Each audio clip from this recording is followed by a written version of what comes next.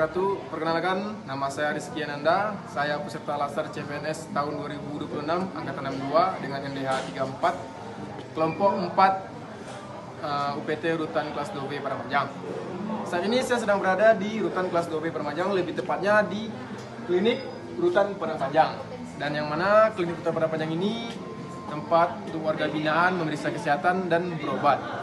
Nah, kebetulan saat ini saya sedang bersama warga binaan yang ingin memeriksa kesehatan dan ingin berobat, cek kesehatannya. Mari kita wawancarai. Selamat sore Pak. Selamat sore Pak Anda. Ini mau kemana Pak?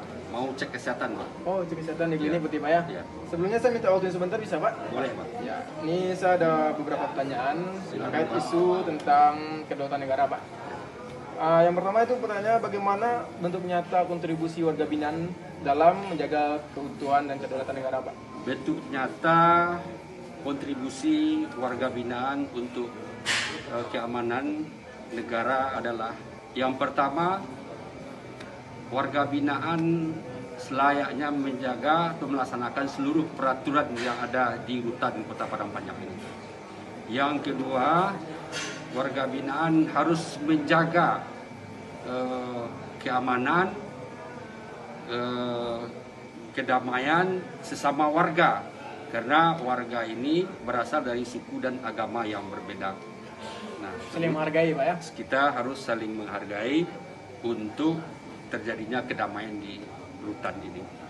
Dan yang ketiga, menurut saya, bahwa warga binaan harus menjalankan seluruh binaan, seluruh pemberdayaan, seluruh program yang dilaksanakan oleh Rutan Kota Padang Panjang ini.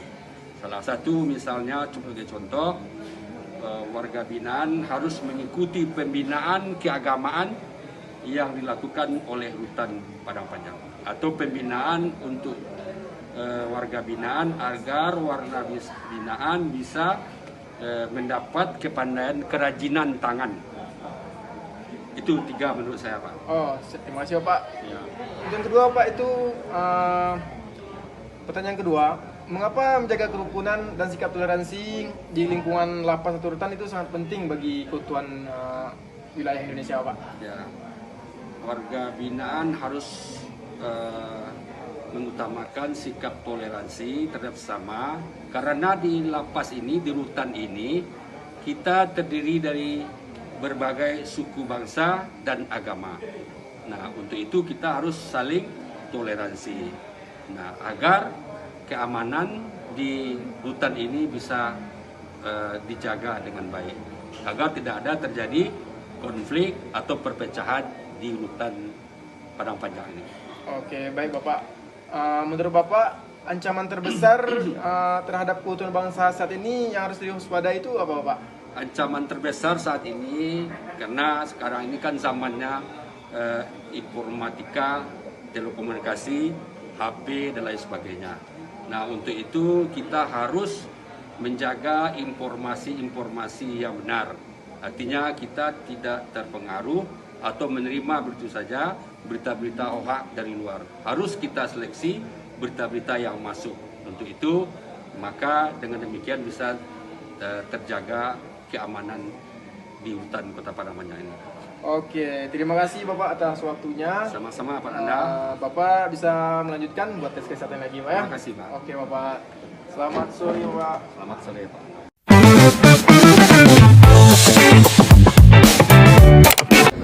Selamat sore rekan-rekan sekalian, perkenalkan nama saya Febri Valia, saya merupakan peserta Latsar CPNS Kemenpas tahun 2026, angkatan ke-62, NDH 33. Baik, kali ini saya akan mengajak rekan-rekan sekalian untuk melihat pantauan langsung di lapangan terkait isu strategis yang sedang marak terjadi di negara kita saat ini. Let's go! Sekarang saya sudah bersama salah satu warga binaan kita di Rutan kelas 2B Padang Panjang. Selamat sore Ibu. Ibu, mohon maaf sebelumnya, bisa saya minta waktunya untuk berbincang-bincang sedikit dengan saya? Baik Ibu. Nah, yang ingin saya tanyakan Ibu, jika melihat kondisi di lapangan saat ini Ibu, potensi ancaman apa yang paling rawan mengganggu keselamatan dan ketentraman warga? Karena orang tua adalah panutan untuk anak-anak muda. Jadi didikan orang tua kepada anak-anak sangat memicu perkembangan seorang anak kecil untuk meniru kelakuan mungkin dari ayahnya, dari ibunya, atau mungkin sifat anak ini yang terlalu berlebihan yang dituruti oleh ibunya, bapaknya itu bisa merusak keluarga itu. Anak ini merengek menangis sambil memukul orang tuanya. Nah saya lihat orang tuanya tidak menegur itu. Nah saya pikir di waktu itu di saat itu ini anak kalau dibiarkan besar nanti tidak bagus. Nah saya menegurnya Bu. Di saat saya menegur, nah anak ini tidak menghiraukan saya. Nah mungkin karena ibunya tidak pernah memarahi dia, jadi anak ini akan berkembang secara tidak baik. Nah akhirnya saya lebih menegur lagi. Makanya dari itu saya meyakini ya, menurut saya ya, karena orang tua itu ada panutan. Jadi mungkin salah satu itu pemicunya juga. Dan lagi saya melihat juga sikap ibunya yang kurang tegas kepada anaknya itu membuat anaknya semakin melakukan tindakan yang menurut saya itu di luar batas itu. Jadi membuat seseorang jadi kesal yang perilaku buruk anak itu. Sehingga nanti perilakunya menyebabkan perbuatan-perbuatan mungkin yang mungkin dapat itu mengganggu ketentraman orang lain atau mengganggu keselamatan diri sendiri ya Bu Ya, ya. itu sangat, Ibu. Baik. Nah kemudian Ibu yang ingin saya tanyakan Ibu, pada era digital zaman sekarang ini kan Bu, teknologi seperti internet itu kan sangat berkembang pesat nih. Apakah pengaruh internet itu sangat besar dampaknya terhadap lingkungan Bu? Nah, makanya saya bilang kepada ibu, didikan orang tua itu penting. Baik. Nah, lebih baik kita mendidik dengan cara kita sendiri, mengajarkan dia menulis, membaca, agar anak ini juga lancar berbicara, daripada di saat dia menangis itu dibujuk pakai HP atau televisi Bu. Karena itu tidak hanya merusak mata anak, tapi itu juga merusak pola pikir anak. Baik.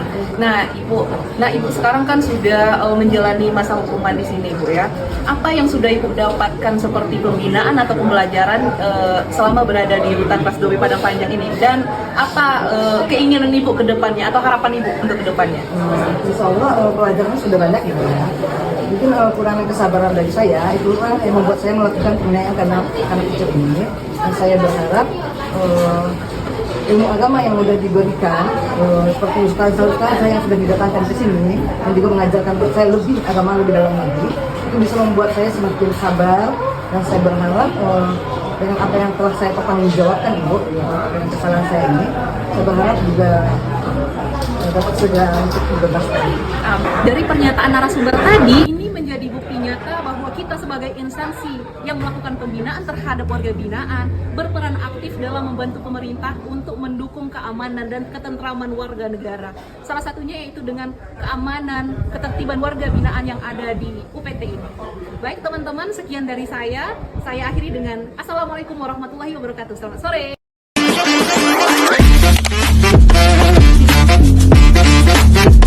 Assalamualaikum warahmatullahi wabarakatuh. Perkenalkan, saya Muhammad Ato Samratopano, peserta latsar CPNS tahun 2026, angkatan 62, NDH 35, kelompok 4.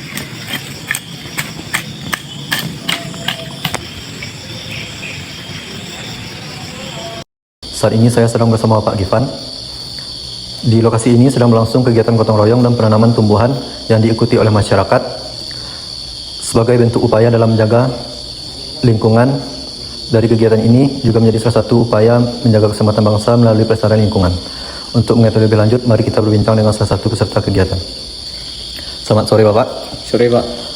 Bisa Bapak jelaskan apa tujuan utama kegiatan gotong royong dan penanaman tumbuhan yang dilaksanakan hari ini?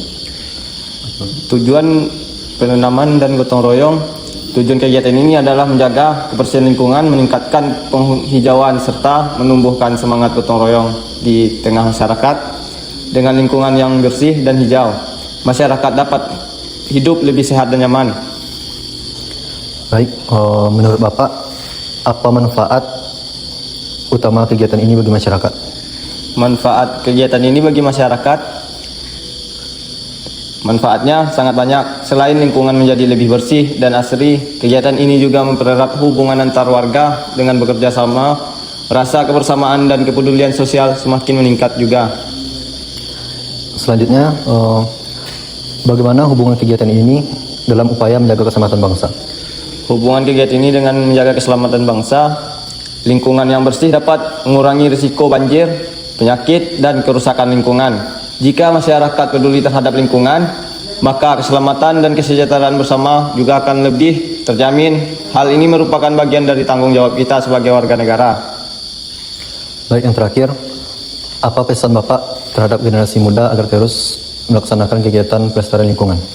Pesan saya untuk generasi muda, saya berharap generasi muda dapat menjadi pelapor pelopor dalam menjaga kebersihan lingkungan, rajin menanam pohon, serta terus melestarikan budaya gotong royong. Kepedulian terhadap lingkungan adalah investasi untuk masa depan bangsa. Baik, terima kasih Bapak atas informasi yang telah diberikan. Dari kegiatan gotong royong dan penanaman tumbuhan yang dilaksanakan hari ini, kita belajar bahwa menjaga lingkungan bukan hanya menjadi tanggung jawab pemerintah, tapi juga menjadi tanggung jawab seluruh masyarakat.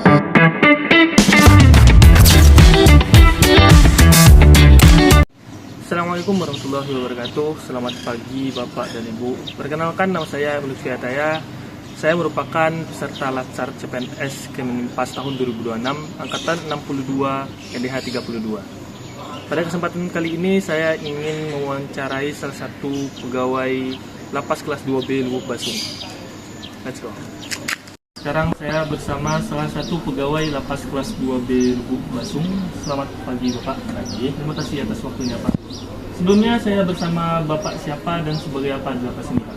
Baiklah, terima kasih. Nama saya Ma'al Abrar, biasa disapa Ma'al. Saya sebagai penjaga tahanan di Lapas kelas 2B Lubuk Basung. Bersama Bapak Mal ya? Ya. Baiklah Bapak, saya ingin menanyakan mengenai keselamatan negara. Terkadang keselamatan negara seringkali diidentikan dengan keamanan fisik. Padahal saat ini terdapat ancaman militer seperti penyebaran hoax. Dan Indonesia termasuk ke dalam top 5 penyebaran hoax di dunia. Bagaimana pandangan Bapak mengenai hal ini? Oh baiklah, menurut saya berita hoax merupakan ancaman yang sangat mengkhawatirkan ya bagi keselamatan dan kedaulatan bangsa dan negara. Ya, hal ini juga menjadi tantangan baru bagi kita dalam menjaga keamanan negara. Menurut Bapak, bagaimana penyebaran hoax dapat mempengaruhi keselamatan bangsa? Apa yang dapat masyarakat lakukan untuk mencegahnya? Oh baiklah, di era teknologi yang modern saat ini tentu berita hoax atau berita bohong sangat gampang untuk disebarluaskan.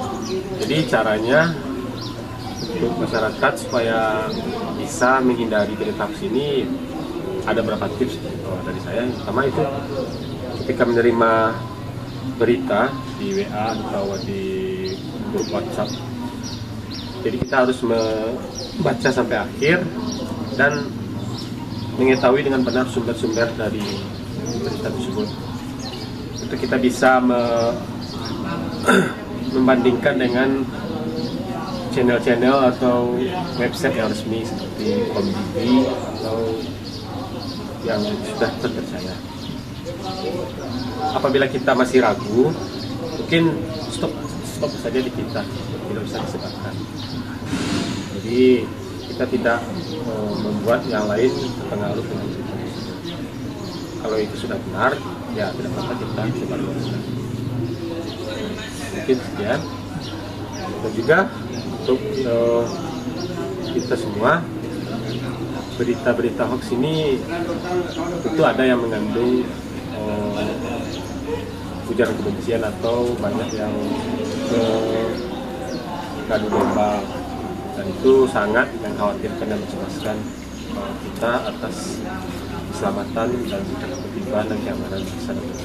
Mungkin sekian pendapat saya. Terima kasih Bapak, Ya. Terima kasih atas jawaban dan waktunya Bapak. Iya. Bapak silahkan melanjutkan Oh baik, aktivitas masing-masing. sama-sama. Labana al Yao